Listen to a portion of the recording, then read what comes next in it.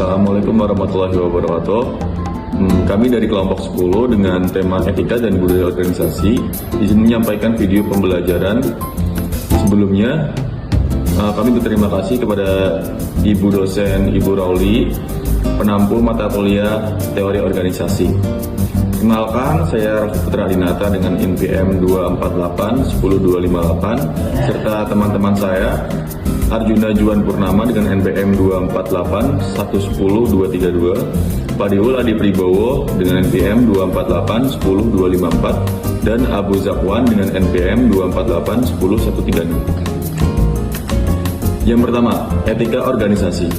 Etika organisasi adalah seperangkat nilai moral dan prinsip perilaku yang menjadi pedoman dalam bertindak dan membuat keputusan di lingkungan kerja. Jenis-jenis etika dalam organisasi. 1. Etika profesional. Panduan moral dalam menjalankan tugas sesuai bidang profesi, misalnya kode etik dokter, akuntan, dan jurnalis. Yang kedua, ada etika individual. Panduan moral dalam menjalankan tugas sesuai bidang profesi, misalnya kode etik dokter, akuntan, atau jurnalis. Yang ketiga, etika sosial.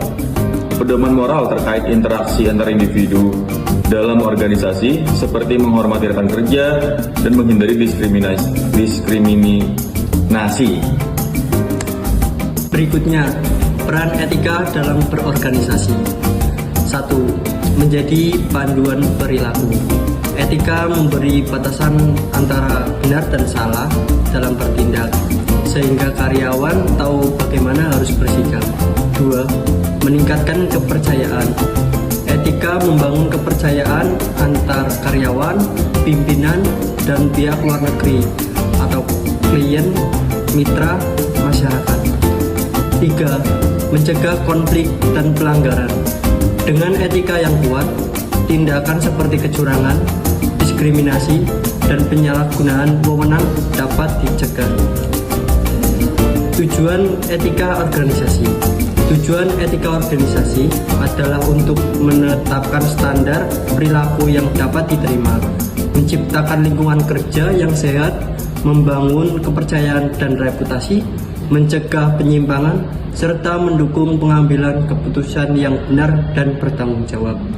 Contoh, seorang akuntan melaporkan data keuangan apa adanya meskipun ada tekanan untuk memanipulasi. Karyawan menolak menerima suap atau gratifikasi dari klien. Budaya organisasi. Budaya organisasi adalah sistem nilai, keyakinan, norma, dan kebiasaan yang dianut dan dipraktikkan oleh anggota organisasi yang membentuk cara mereka berperilaku dan berinteraksi di lingkungan kerja. Berikutnya ada peran budaya organisasi. Yang pertama, mengarahkan perilaku karyawan. Budaya organisasi menetapkan standar perilaku yang diharapkan sehingga semua anggota tahu bagaimana harus bersikap. Yang kedua, meningkatkan solidaritas dan kerjasama tim. Nilai dan norma bersama memperkuat rasa kebersamaan dan memudahkan kerjasama tim. Yang ketiga, membentuk identitas dan citra organisasi. Budaya menciptakan karakter unik yang membedakan organisasi dari yang lain, baik di mata internal maupun eksternal. Tujuan budaya organisasi. Yang pertama, ada membentuk identitas organisasi.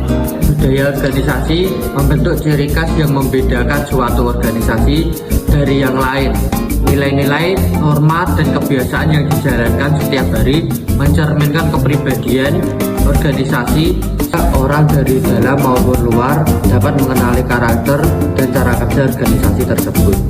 Yang kedua, mendukung adaptasi terhadap perubahan. Perusahaan dengan budaya yang mendorong pembelajaran dan inovasi akan lebih cepat menyesuaikan diri saat terjadi perubahan sistem kerja, seperti beralih ke digital atau bekerja dari rumah. Yang ketiga, meningkatkan loyalitas dan komitmen. Budaya organisasi yang positif menciptakan rasa memiliki dan keterikatan emosional antara karyawan dan organisasi. Hal ini mendorong mereka untuk setia, bekerja sepenuh hati, dan bertahan lebih lama di perusahaan. Contoh-contoh budaya organisasi. Kesehatan Nusantara berhasil melayani 8.000 lebih penerima manfaat melalui pemeriksaan kesehatan dan edukasi kesehatan.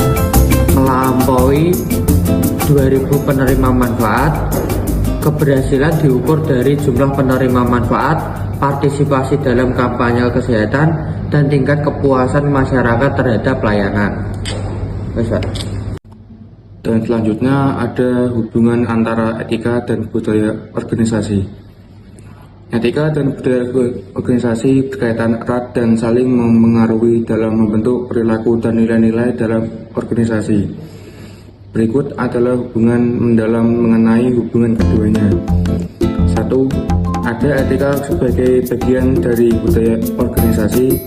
Yang kedua, budaya membentuk perilaku etis. Yang ketiga, etika menguatkan budaya positif. Yang keempat, keduanya membentuk iklim organisasi. Yang kelima, ada saling memperkuat dalam pengambilan keputusan. Selanjutnya ada strategi membangun etika dan budaya organisasi yang kuat. 1. Yaitu pelatihan etika rutin. Menyelenggarakan pelatihan untuk membekali karyawan dengan pemahaman nilai-nilai etika yang relevan. Yang kedua, ada teladan dari pemimpinan. Pemimpin organisasi harus menjadi contoh nyata dalam menerapkan nilai-nilai etis dan budaya kerja yang positif. Yang ketiga, sistem penghargaan dan sanksi. Memberikan apresiasi kepada perilaku etis dan menindak pelanggaran untuk menjaga integritas organisasi. Yang terakhir ada dampak etika dan budaya organisasi yang kuat. Untuk organisasi yaitu 1. Meningkatkan reputasi. Yang kedua, meningkatkan kinerja. Yang ketiga, mengurangi konflik. Yang keempat, meningkatkan loyalitas pelanggan. Yang kelima, meningkatkan kemampuan menarik talenta. Dan untuk bagi karyawan ada 1. Meningkatkan motivasi kerja. Yang kedua, meningkatkan kepuasan kerja. Yang ketiga, mengurangi stres. Yang keempat, meningkatkan kesempatan dalam berkembang. Dan kelima, meningkatkan rasa memiliki. Sekian, terima kasih. Kurang lebihnya mohon maaf dari apabila ada tutur kata yang kurang berkenan di hati Anda. Lebihnya mohon maaf. Assalamualaikum warahmatullahi wabarakatuh.